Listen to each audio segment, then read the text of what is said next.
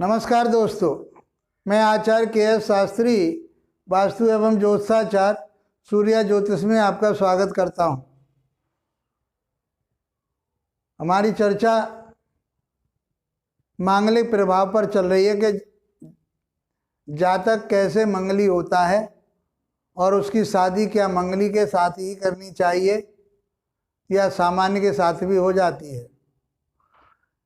आज जो विषय है हमारा उस मंगल के दोष को समाप्त करने का कि मंगल का दोष कौन कौन से योगों से समाप्त हो जाता है।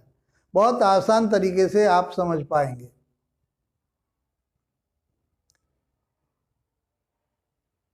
मंगली होना एक अलग बात है, मंगल का दोष समाप्त होना जरूरी है।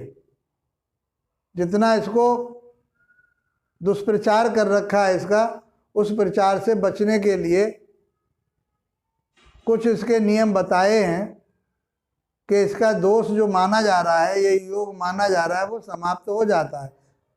वो प्रभाव नहीं देता जैसा कि लोगों के विचारों से कहानी चल रही है कि ये होगा कि वो होगा, लड़की की मृत्यु होगी या लड़के की मृत्यु हो जाएगी मंगली होने पर। ये मिथ्या बातों का प्रचार जो चल रहा है, उससे बचने के लिए शास्त्रों में कुछ इसका वर्णन किया गया है कि मंगल दोष का परिहार या मंगल दोष का मंगल दोष जो है कैसे समाप्त हो जाता है, उसके बारे में चर्चा की है। आज अध्याय 112 में केवल मात्र हम मंगल दोष को समाप्त करने की बात करेंगे।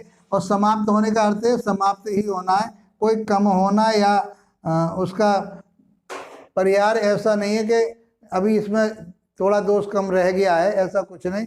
इन और भी हैं इसके अलावा, जब आप पढ़ोगे तो आपको बहुत कुछ मिलेगा। तो हमने बताया था कि पहले भाव में, चौथे भाव में, और यहाँ पे बताया यहाँ लगन में मंगल बैठा हो, चौथे भाव में मंगल बैठा हो, सातवें भाव में मंगल बैठा हो, आठवें भाव में मंगल बैठा हो और 12वें भाव में मंगल बैठा हो, तो वो जातक या जातिका मंगली माने जाते हैं, मांगलिक माने जाते हैं। और उसमें ये कहा गया है कि दोनों का विवाह, मांगलिक का विवाह मांगलिक के साथ करना चाहिए ताकि उनका दोष समाप्त हो जाता है। इसके अलावा सही है, चलो ये उसका लड़की के पत्रिका में मंगल दोष आ रहा है और लड़के के भी पत्रिका में मांगलिक दोष है या योग है, तो दोनों के दोष समाप्त हो जाते हैं, ऐसी बातें चर्चा मिलती हैं। इसके अलावा कुछ अन्य नियम भी हैं कि उसके माध्यम से मांगलिक दोष समाप्त हो जाता है। तो उसको समझने के लिए इसको समझना बहुत ज़रूरी है और ध्यान से समझना चाहिए कि किस किस कंडीशन में मंगल का दोष समाप्त हो जाता, ताकि हम भी घर बैठ करके अपने जो बच्चे, जिन लोगों के मांगलिक हैं या मंगली प्रभाव में आ रहे हैं, उनका दोष कहीं से समाप्त हो रहा है या नहीं हो रहा, और इस बात को सभी लोग समझ लें। पहले तो ये मिथ्या प्रचार हो रहा है, कोई ज़्यादा इसका कोई महत्व नहीं है। फिर भी यदि इसको मान ही रहे हैं तो हम इसका निराकरण करने की बातें कर रहे हैं आपसे कि किस तरह से हम देख सकते हैं। तो अपने बच्चों की कुंडलियों में या पत्रिकाओं में आप किस तरह से देखेंगे कि इनका समाप्त हो गया, और सभी लोगों को इसको समझ लेना चाहिए ताकि आगामी जीवन में बच्चों के में कोई प्रभाव। बात कुछ और हो जाती है, ले जाते हैं क्या नाम है मंगल दोष पर। विवाह विलंब से हो रहा है, विवाह में देरी हो गई है और जहाँ तक मंगली है तो कह देंगे ये मंगल की वजह से हो रहा है। हम आपको बता चुके हैं कि विवाह में डिले किस तरह से होता है, कौन सा ग्रह ऐसा होता है जो देरी कराता है। बहुत कई पत्रिका मेरे पास ऐसी आई कि जिनका मांगलिक दोष था, उस मांगलिक दोष को चलते चलते चलते चलते दोष तो और थे उसमें जो उसकी शादी में डिले करा रहे थे, लेकिन उस मंगल को ऐसा पकड़ लिया लोगों ने जिसके पास, अरे इसके तो मंगल बैठा हुआ है, इसका तो विवाह बड़ी मुश्किल से होएगा भी, ये नहीं होगा। इस तरह की बातें मैंने 45 साल तक उन स्त्री जातक की कुंडलियों को मैंने देखा। 45 साल तक के ऐसी मेरे पास पत्रिका आई कि उनके 45वें साल में जाकर के विवाह हुआ। अब जितने डिले कराने वाला ग्रह तो कोई और ही होता है, आप समझ पा रहे होंगे। तो इतना आप ज्ञानी हो गए हो कि जो इतने पढ़ने के बाद अब 100 वीडियो आपने देख ली तो आप इस बात को समझ पा रहे होगे कि विवाह में देरी कौन कराता है। काम में किसी कार्य में देरी हो रही है तो कौन सा ग्रह होता है, वो हम आपको बहुत आसानी से बता चुके हैं। लेकिन मंगल को ही पकड़ रखा। 45 वर्ष तक की अवस्था में जाकर के केवल मंगल के कारण ही, यही कहते रहे कि मंगल के कारण इसकी शादी में डिले हो रही है, ऐसा नहीं। अब आज हम आपको बता रहे हैं कि मंगल का जो दोष है या योग है, जो भी ये मान रहे हैं लोग इसको, वो किस तरह से समाप्त हो जाता है उसकी चर्चा करते हैं। आज अध्याय 112 में मांगलिक योग या दोष ये कैसे भंग होता है, कैसे समाप्त होता है, उसकी चर्चा करते हैं। तो पहला नियम इसमें दिया है, वृष और तुला लगन में यदि मांगलिक योग हो तो ये योग नहीं बनता। किसमें? वृष लगन में और तुला लगन में। तो हम बना के देख लेते हैं इस कुंडली को। यहां हम मान लीजिए वृष लगन की कुंडली बनाते हैं।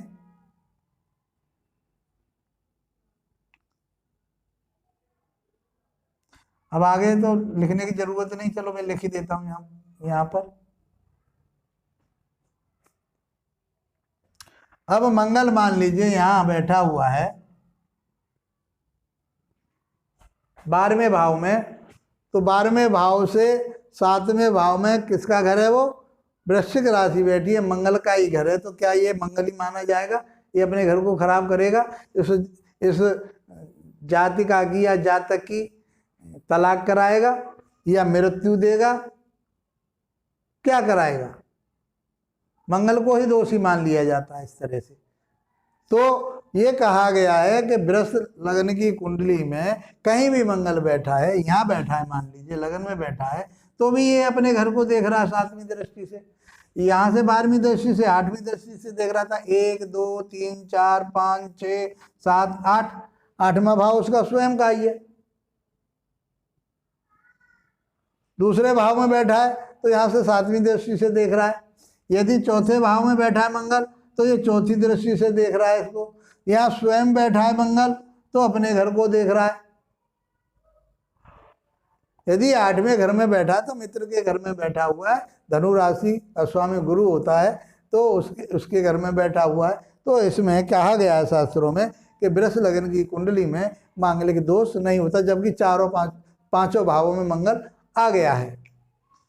ये मानेंगे आप? तो ये मंगल दोष समाप्त हो गया। अब आगे और चर्चा करते हैं, तुला लगन को बना करके देख लेते हैं।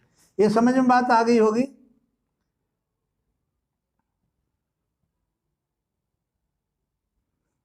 अब मैं सारी राशियों को सारे घर में नहीं बैठा लूंगा, केवल इन 5 भावों में बैठाने की कोशिश करूंगा। समझ लीजिए, आप विद्वान हैं, समझ जाएंगे इतना। तो तुला लगन में आप देखिए 7 8 9 10 11 12 1 2 3 4 5 और 6।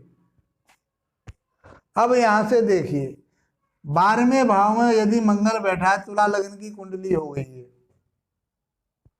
तो ये क्या करेगा मंगल? यहां से 1 2 3 4 5 6 7 8 मेष राशि बैठी हुई है यहाँ, और मेष राशि मंगल की ही राशि है।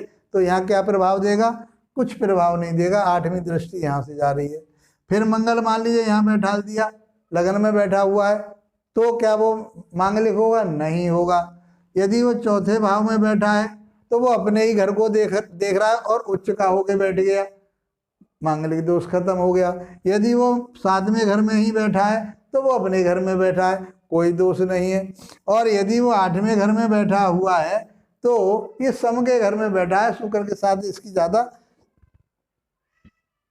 वैमनस्यता नहीं है।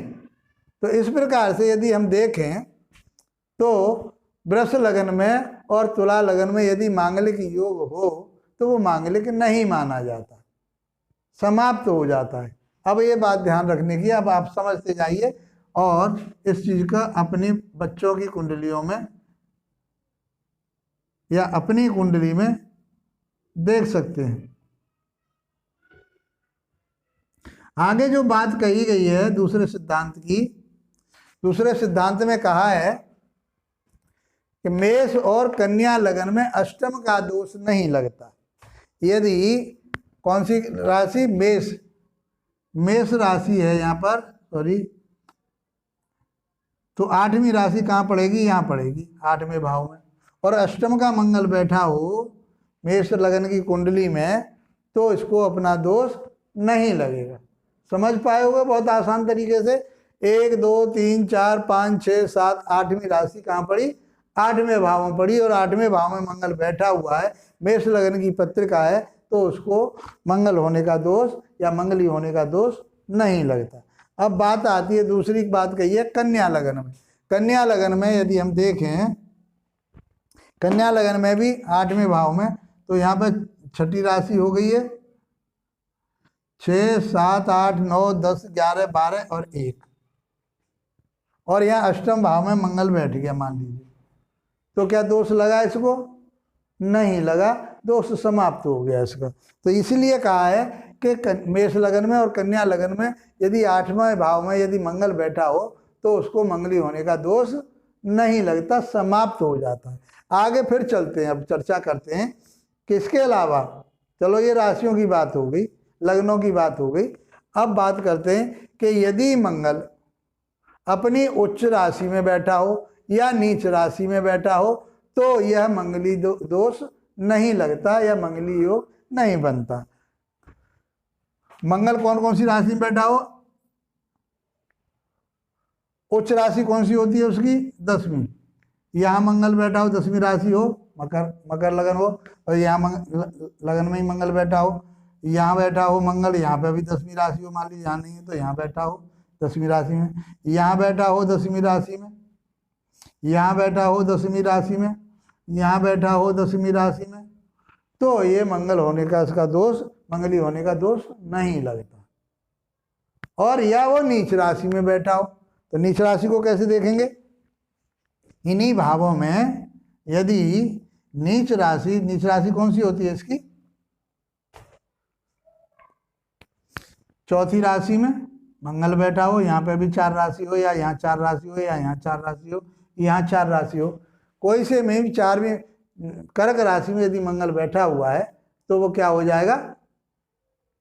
वो भी मंगल दोष समाप्त हो जाएगा। जब उसमें जान ही नहीं रहेगी तो वो क्या करेगा? कुछ नहीं करेगा। इसलिए यहाँ का भी ये दोष नहीं माना गया, में मंगली प्रभाव नहीं होता, उसके ऊपर मंगल दोष समाप्त हो जाता है। बहुत आसान तरीके से आपके सामने ये मैं रख रहा हूँ, और आपको ये समझ लेना चाहिए, जितना इसको फैला रखा है वो आपके सामने बातें आ रही हैं कि आप समझोगे कि मेरे अंदाज में इसमें 80% दोष खत्म हो जाते हैं। अब इसके अलावा कारक उच्च राशि में हो और बली हो, पाराशरी सिद्धांत में ये कहा है कि कारक जिस भाव में बैठा हुआ है, मान लीजिए लगन में ही बैठा है मंगल यहाँ, और यहाँ का कारक कौन होता है? सूर्य होता है। वो सूर्य कहीं भी जा करके मेष का बैठा हो, मेष राशि में बैठा हो सूर्य, कारक कौन होता है? पहले भाव का सूर्य होता है। यहाँ बैठा हो, यहाँ बैठा हो मेष राशि में, यहाँ बैठा हो मेष राशि में, यहाँ बैठा हो, कारक बली हो, शुभ ग्रह उसको देख रहे हो, और उच्च का हो, अपने केंद्र त्रिकोण में बैठा हो कहीं, और उसको शुभ ग्रह देख रहे हो, बलवान हो वो, तो बलवान और शुभ वो बता चुके हैं कि कैसे बलवान होता है, वही सारी कंडीशन है। तो ये सूर्य यहाँ आ गया, मंगल यहाँ बैठा है, चाहे यहाँ बैठा है, चाहे यहाँ बैठा है, चाहे 8वें में बैठा है, चाहे 12वें में बैठा है नहीं। अब 12वें में बैठा है तो शनि प्रबल होना चाहिए, वहाँ का कौन होता है? कारक शनि होता है। यदि चौथे में बैठा है तो चंद्रमा प्रबल होना चाहिए। यदि 7वें में बैठा है तो शुक्र प्रबल होना चाहिए, उच्च का हो, या अपने मित्र राशि में गए हो, केंद्र त्रिकोण में हो, शुभ ग्रहों के साथ हो। 8वें का स्वामी कौन होता है? शनि होता है, तो शनि उच्च में हो, मित्र राशि में हो, या शुभ ग्रहों के साथ हो। तो ये कंडीशन एक आ जाती है कि जिस भाव में मंगल बैठा है, उस मंगल भाव का जो कारक है, भावेश भी बढ़िया हो उसका तो और अच्छी बात है, लेकिन कारक उसका बली है, तो भी मंगल दोष समाप्त हो जाता है। आप इस बात को बहुत आसानी से समझ पाए होंगे।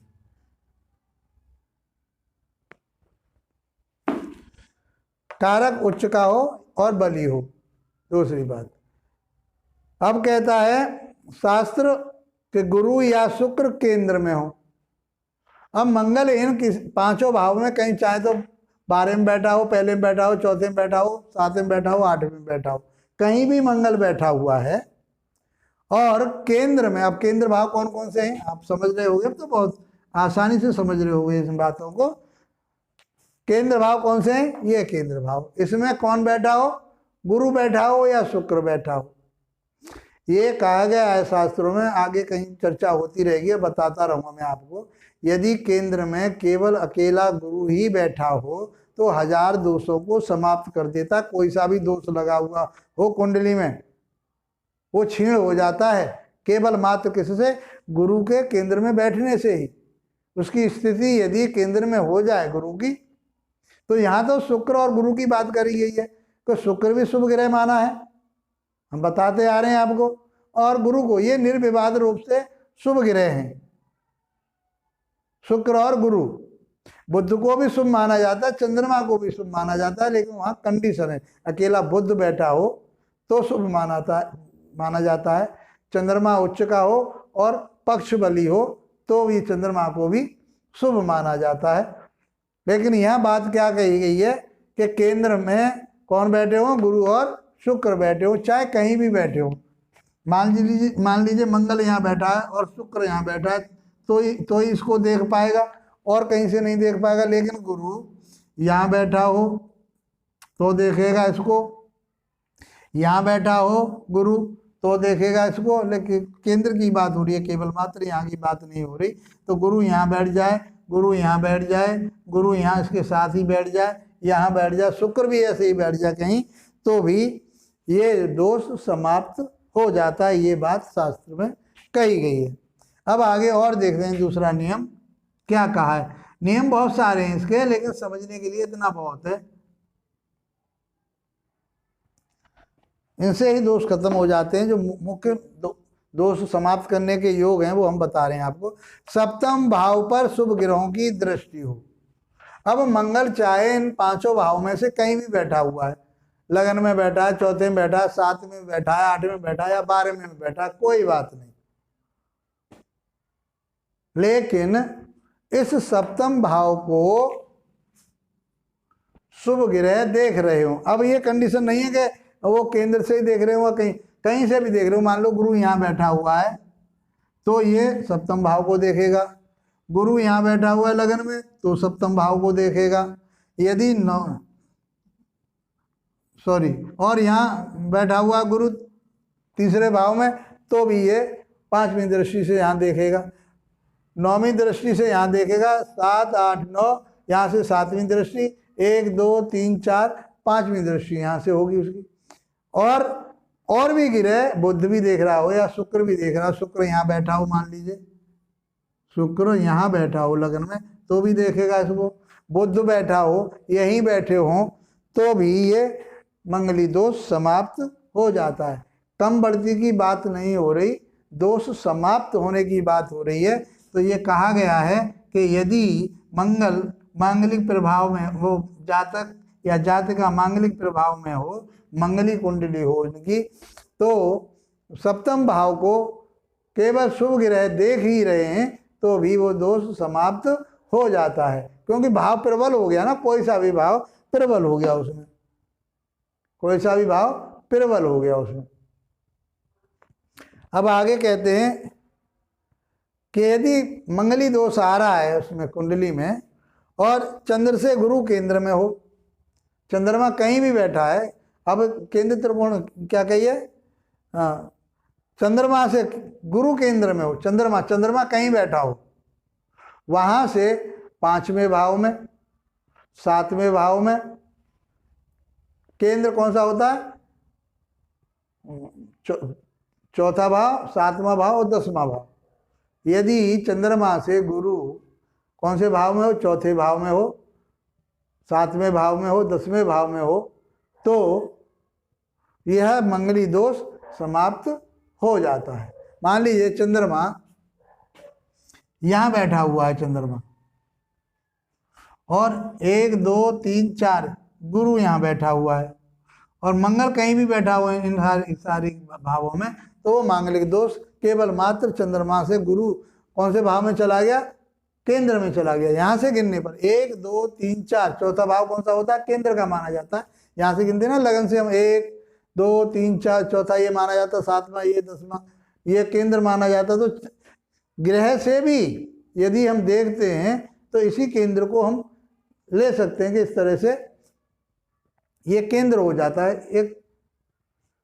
और कहाँ बैठा हो, यहाँ हो गया, कहाँ हो गया, चौथे में हो गया, चौथा, पांचवा, छठा, सातवां यहाँ बैठा हो गुरु, आठवां, नौवां यहाँ बैठा हो गुरु, सॉरी 10वां यहाँ बैठा हो गुरु। तो भी एक चतुर्भुज बन जाता है इस तरह से, ये इस तरह से चतुर्भुज बनता है, इसको ही केंद्र मानते हैं। तो ये बात कही गई है इसमें कि चंद्रमा से यदि गुरु कहाँ हो, केंद्र में हो, और केंद्र कौन सा होता है कि चंद्रमा से चौथे भाव में, 7वें भाव में, 10वें भाव में यदि गुरु बैठा है तो मांगलिक दोष समाप्त हो जाता है।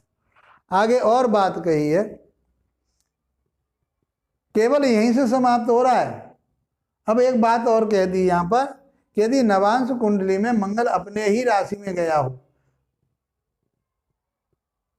चाहे वृश्चिक में गया हो और चाहे मेष में गया हो, दोनों राशि उसकी है, तो भी मांगलिक दोष समाप्त हो जाता है, क्योंकि उस D9 को या नवांश कुंडली को इसके प्राण बताए हैं। लगन कुंडली के वो प्राण होते हैं, ये शरीर माना गया है तो उनको प्राण माना गया है। यदि मंगल नवांश कुंडली में अपनी ही राशि में चला जाता है, अपने ही नवांश में चला जाता है, तो भी मंगल दोष समाप्त हो जाता है। अब इसके बाद में ये चर्चा रहती है, क्या मांगलिक भाव में क्रूर ग्रह हो तो भी मांगलिक का विवाह हो सकता है। यदि एक जातक के मंगल आ रहा है इन 5 भावों में और दूसरे जातक के यदि वो क्रूर ग्रह, चाहे वो राहु बैठा हो, शनि बैठा हो, मंगल बेशक ना बैठा हो उसमें, तो इस मंगल का परिहार या समाप्त हो जाता है, उन दोनों की शादी आपस में की जा सकती है। ये पॉइंट फिर समझने का है कि एक जातक की कुंडली में मांगलिक प्रभाव या मंगल बैठा हुआ लगन में, चौथे भाव में, 7वें में, 8वें में और 12वें भाव में यदि मंगल बैठा हुआ है और दूसरी जो जातक है उसके कुंडली में मंगल नहीं बैठा है, इन भावों में क्या बैठा है, सूर्य बैठा है या शनि बैठा है या राहु और केतु कोई सा भी इनमें से ग्रह बैठा है, तो वो मांगलिक प्रभाव समाप्त हो जाता है। उन दोनों की आपस में शादी करा देनी चाहिए। और यदि ऐसी ही चर्चा है तो मांगलिक के साथ मांगलिक की ही शादी करनी चाहिए, चाहे वो कोई से भी भाव में बैठा हो। और उसका दूसरा परिहार ये बताया कि एक जातक मांगलिक है और दूसरा जातक मंगल के हिसाब से मांगलिक नहीं है और उनमें वो कोई सा भी क्रूर ग्रह बैठा हुआ है, 5 ग्रहों में से मंगल को छोड़ करके 4 ग्रह रह गए, सूर्य, शनि, राहु और केतु। यदि वो लगन में बैठे हों दूसरी जाति में, चौथे भाव में बैठे हों, 7वें में बैठा हो कोई सा ग्रह, 8वें में बैठा हो या 12वें में बैठा हो, तो वो दोष समाप्त हो जाता है, उनकी आपस में शादी की जा सकती है। बहुत आसान तरीके से मैंने इनका विश्लेषण किया और ये अध्ययन आपकी समझ में आया होगा कि इससे मंगली दोष किस तरह से समाप्त हो जाता है। तो मैं समझता हूँ अभी और भी हैं, आप समझने के लिए आप पढ़ना, अपना ही ज्ञान लेना, तो आप कहोगे कि सारे लोगों के तो ये समाप्त हो रहे हैं, फिर क्यों मंगली हो, तभी आप समझ पाओगे कि ये मंगल दोष को हुआ क्यों बनाया जा रहा है, जब उनके समाप्ति ही हो रहे हैं। बहुत सारे भी रीजन है, ऐसे कोई नियम है कि उनके माध्यम से वो समाप्त हो जाता है।